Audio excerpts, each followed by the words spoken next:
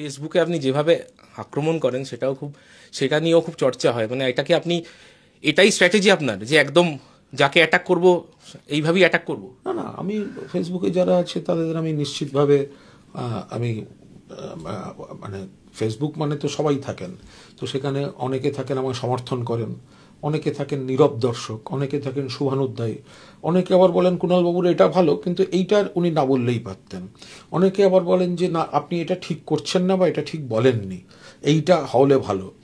আমি গঠনমূলক সমালোচনা একদম স্বাগত জানাই, কিন্তু যারা আমাকে সহ্য করতে না পেরে একেবারে আমাকে ডিস্টার্ব করতে ঢোকে, মানে খুব মানে মানে মনে হয় যেন তাদের একটা বীরত্ব দেখাচ্ছে ইত্যাদি ইত্যাদি, তাদের অবদমিত সব কাম ক্রোধ ঈর্ষা না পাওয়ার ব্যথাগুলো উজাড় করে দিতে চায়, তো মূলত সেগুলো সব সিপিএম এর লোকজন।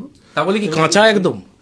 হ্যাঁ, যার যেটা প্রাপ্য, যে আমাকে অকারণ আমার পরিবার তুলে দেবে আমি কি তাকে রসগোল্লা খাওয়াবো নাকি? আমি অত ভালো ছেলে নই, আমি পায়ে হাত দিয়ে প্রণামও করতে জানি, যাকে দরকার আমি প্রণাম করব, যাকে কলার দরকার আমি কলারও ধরবো। এবং এই যে প্রত্যেক দিন বেছে বেছে আপনাকে কিছু মানুষ, সেটাকে আপনি কুৎসা বলতে পারেন বা যাই বলুন, একদম যে এটা কি আপনার চেয়ারে বসে ওই রকম কাঁচা গালাগালি যেটা আপনি দিয়ে থাকেন, মানে যেটা অসম্পূর্ণ দিয়ে থাকেন। আমি আবারও কাউকে বলিনি, আমি কয়েকজনকে খারাপ ছেলে বলি, বোকা ছেলে বলি, এখন কে কি ভাবছে সেটা তার ব্যাপার।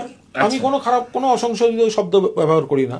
আমার পরিবার তুললে আমি তাকেও বলি তার পরিবারের কাছ থেকে খোঁজ খবর নিতে।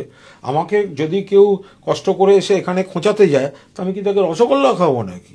আবার আমি ডিলিটও খুব একটা করে দিই না, আমি অ্যালাউ করি, কারণ মানে সব দর্শকের দেখা উচিত সমাজে ভালো মানুষ আছে, আবার জন্তু জানোয়ারও থাকে, তো সেই জন্য আমি সবটা ডিলিটও করি না, কারণ এদের ভাষা এবং এগুলো বাকিরা দেখে বিচার করেন, আমার কোনো প্রবলেম নেই।